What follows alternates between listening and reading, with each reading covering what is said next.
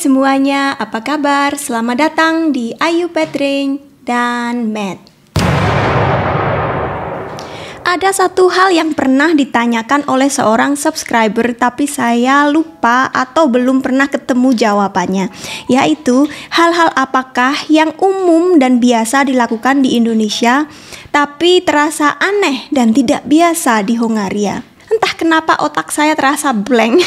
Mungkin karena terlalu lama tinggal di sini, jadi semuanya nyampur. Hal-hal yang dulu terasa aneh sekarang bisa diterima karena ya sudah terlalu lama itu tadi. Kali ini saya akan mencoba menjawab pertanyaan itu setelah mikir lama dan keras. Untuk subscribers lama, mungkin sebagian sudah pernah mendengar hal-hal yang akan saya singgung berikut ini, karena memang sudah ada banyak video saya yang dulu ya lebih dari 600. Tapi kali ini saya akan meringkas jawaban saya singkat padat 20 hal yang umum di Indonesia tapi tidak di Hongaria. Kita mulai saja. Yang pertama adalah kita terbiasa memanggil orang yang lebih tua dengan sebutan bapak atau ibu. Kalau di bahasa Inggris kan ada perbedaan, misalnya sir atau ma'am, madam gitu kan. Tapi kalau bahasa Indonesia sama, bapak, ibu. Kalau di sini kita nggak boleh panggil orang lain opo. Opo artinya father, bapak. Jadi opo hanya untuk panggilan kepada bapak kita sendiri. Kalau untuk orang laki-laki yang lebih tua, biasanya mereka menggunakan kata baci yang bisa diterjemahkan secara bebas kurang lebih om. Kemudian tante atau neni, jadi orang yang lebih tua seperti itu. Bahkan di kelas-kelas awal di SD, kelas 1, kelas 2 begitu, murid-murid di sini panggilnya bukan bapak dan ibu guru, tapi om dan tante ini tadi, neni baci. Yang kedua, kalau di Indonesia mobil jalan di sebelah kiri, setir mobil ada di kanan. Ini pasti sudah banyak teman-teman yang tahu ya, di sini kebalikannya. Kalau kita nyetir mobil atau berjalan di sebelah kanan, tapi setir mobil itu sendiri ada di sebelah kiri. Sebenarnya nggak ada larangan untuk kita membawa mobil dari Indonesia, misalnya dari luar negeri, nggak masalah. Tapi kalau dibawa ke sini agak bahaya juga, karena posisi setirnya itu sendiri nggak sama dengan arah kita nyetir. Jadi ya boleh-boleh saja, cuma agak berbahaya itu tadi. Selanjutnya adalah orang jualan di mana saja. Kalau di Indonesia ini juga sudah sering saya bahas, di sini nggak boleh. Kalau mau jualan banyak aturannya, terutama untuk berjualan makanan. Selanjutnya adalah kalau di Indonesia kita makan pakai sendok, ataupun kalau di tempat resmi kita biasa menggunakan sendok dan garpu. Di Hongaria tidak seperti itu. Kalau sehari-hari di rumah, selama masih memungkinkan, mereka akan menggunakan garpu saja. Garpu ini fungsinya untuk mereka sama seperti sendok. Kita pakai tangan kanan kemudian makan. Tapi kalau di tempat resmi, mereka tidak menggunakan sendok dan garpu, tapi pisau dan garpu. Tangan kanan pegang pisau, tangan kiri pegang garpu. Kalau saya ajarin pakai sendok garpu, ya bisa sih, tapi kan mereka nggak biasa. Seperti juga kita, kalau disuruh makan pakai sumpit, makan nasi misalnya pakai sumpit kan susah. Masih tentang makanan, kalau di Indonesia kita makan nasi setiap hari seumur hidup, kita nggak akan merasa bosan. Di sini orang Hongaria nggak biasa. Kalau ditanya makanan pokok mereka apa, ada roti, ada pasta, ada kentang, dan itu diganti-ganti oleh mereka, dan cara memasaknya pun ganti-ganti. Nggak harus selalu french fries, nggak harus selalu pasta dengan cara memasak yang sama, jadi diganti-ganti karena mereka akan bosen. Kalau disuruh makan nasi putih setiap hari, mereka kurang suka. Ibu mertua saja nggak suka. Kalau suami saya sudah terbiasa, lagi pula dia nggak hobi makan ya, jadi terserah dikasih apa saja dia sebenarnya mau, asalkan nggak pedes. Kalau kita ke restoran Hongaria, nggak akan bisa membeli nasi putih. Di sini nasi yang dijual biasanya dibumbui, karena mereka nggak suka nasi tawar itu tadi, dibumbui seperti nasi goreng gitu, tapi isinya biasanya cuma sayuran beku seperti kacang polong dan wortel, mungkin kadang-kadang jagung, itu saja. Masih tentang makan dan masak, orang Hongaria kaget waktu tahu saya setiap hari masak, bahkan kadang-kadang saya masak 3 kali sehari. Karena orang sini nggak biasa. Subscriber lama pasti sudah tahu ini ya. Mereka masaknya hanya pada waktu weekend. Masak banyak dalam panci yang besar. Ini saya sudah confirm ke banyak keluarga Hungaria asli. Kebanyakan begitu karena suami istri kerja, jadi masaknya hanya weekend. Setelah masuk kerja, biasanya pagi mereka makan sederhana saja, sereal ataupun roti atau pastry, beli terus langsung dimakan gitu. Kemudian bawa bekal sandwich untuk makan siang di kantor. Malamnya baru mereka makan masakan yang sudah dimasak waktu weekend itu tadi, diangetin sedikit. Besok gitu lagi seterusnya. Selanjutnya adalah kalau kita di Indonesia kamar mandi selalu becek dan basah. Di sini tidak ada 100%. Suami pertama kali datang ke Indonesia lihat kamar mandi kita, nggak apa-apa ya, dia cuman belum biasa begitu dan takut kepleset. Kadang-kadang gitu dia katanya hampir kepleset karena memang kan licin. Kalau kering otomatis ya nggak licin itu tadi. Di sini kan mandinya pakai bathtub atau shower. Jadi bak mandi seperti di Indonesia gitu nggak ada lagi pula. Untuk musim dingin tidak memungkinkan kalau kita menyimpan air sebegitu banyaknya selama berhari-hari, pastinya kan akan dingin.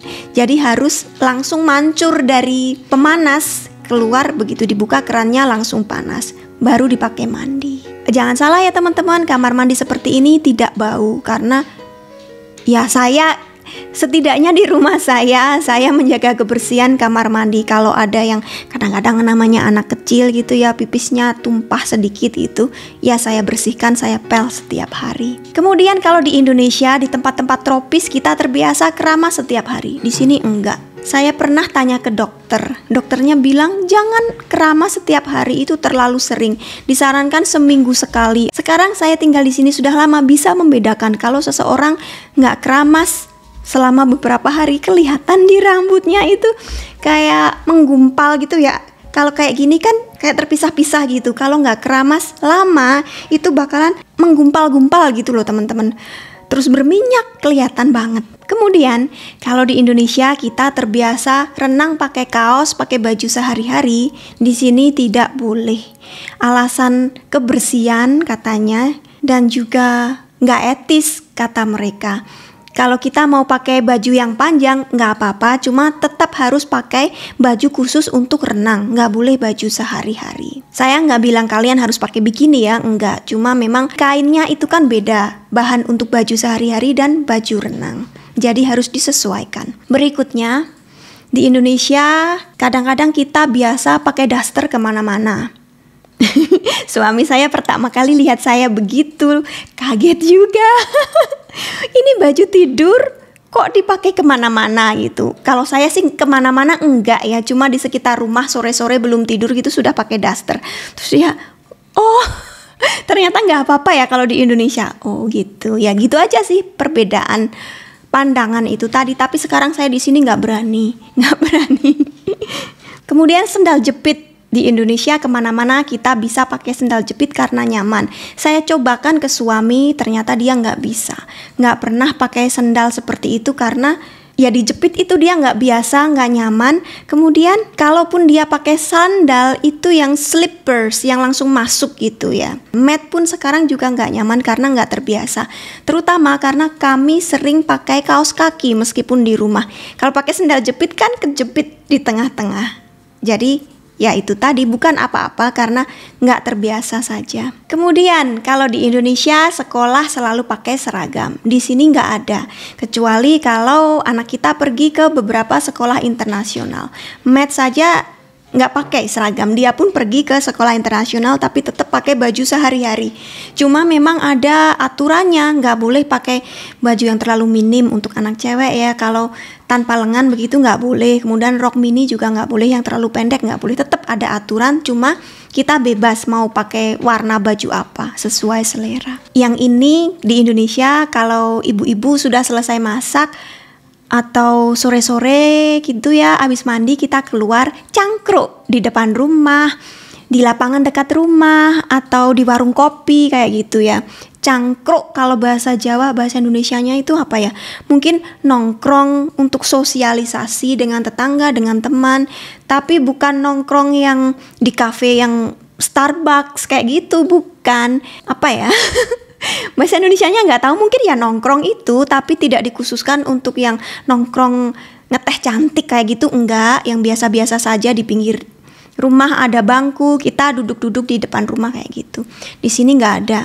Mau nongkrong di depan rumah gimana? Suhunya minus 5 derajat Celcius. Jadi nggak ada. Selain itu memang orang sini mungkin nggak ada waktu untuk cangkruk itu tadi. Kalaupun ada, mereka nongkrongnya bareng keluarga saja di ruang tamu di dalam rumah. Kemudian kalau di Indonesia anak-anak biasa keluar rumah sendirian, sepedaan sendirian, main ke rumah teman sendirian. Di sini nggak umum. Nanti orang-orang khawatir kalau lihat anak kecil mungkin seumuran Matt gitu jalan sendirian. Mungkin kalau masih di luar kota masih bisa, karena kan biasanya satu desa kita sudah kenal satu sama lain, itu nggak apa-apa.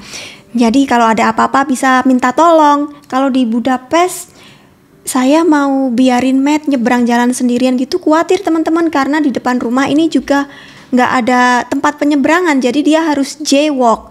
Pokoknya sepi dia langsung lari gitu aja. Tapi kan nggak tahu ya, mungkin saya sudah nggak biasa kayak gitu, jadi nggak berani melepas dia sendirian.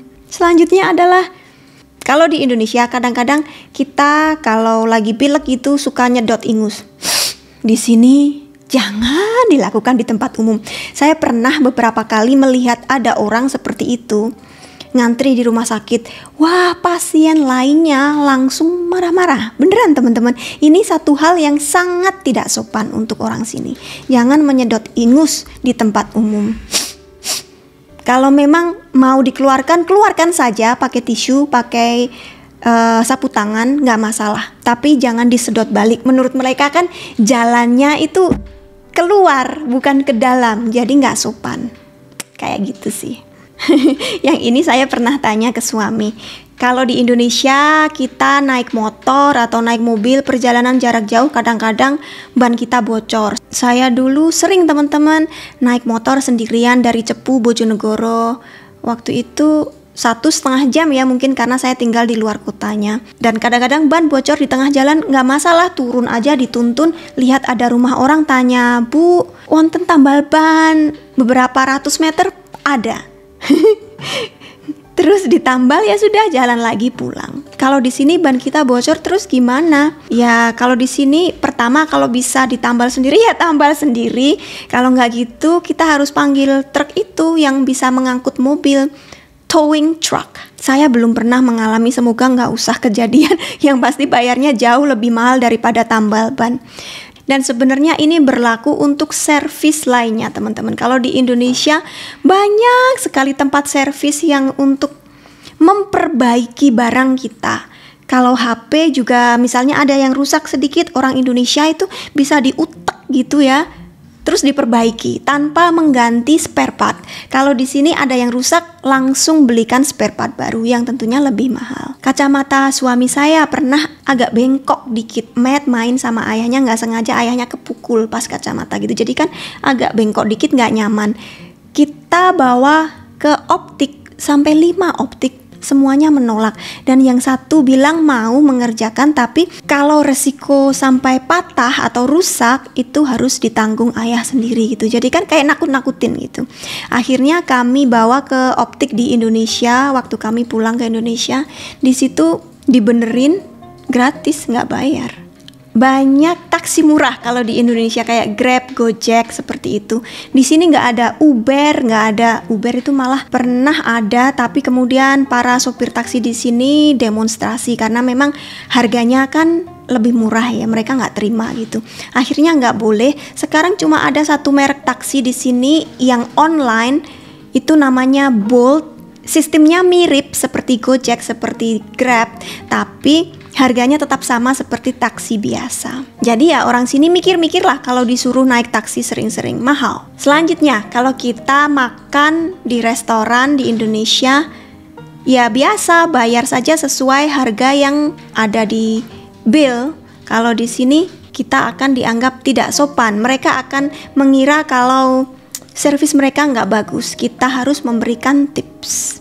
Biasanya sekitar 10%. Di taksi, di restoran kayak gitu kita harus kasih tips. Ke hotel juga biasanya kasih tips. Saya belanja online seminggu sekali, itu belanjaan mingguan, grocery mingguan itu juga saya selalu kasih tips. Kasihan kan, kalian tahu tangga rumah saya itu banyak dan melingkar-lingkar gitu. Kalau orangnya bawa belanjaan banyak banget, kita nggak kasih tips kan kasihan. Kalau di Indonesia kadang-kadang kita kalau lagi pilek itu suka nyedot ingus. Di sini jangan dilakukan di tempat umum. Saya pernah beberapa kali melihat ada orang seperti itu ngantri di rumah sakit. Wah, pasien lainnya langsung marah-marah. Beneran teman-teman, ini satu hal yang sangat tidak sopan untuk orang sini. Jangan menyedot ingus di tempat umum. Kalau memang mau dikeluarkan, keluarkan saja pakai tisu, pakai sapu tangan, nggak masalah.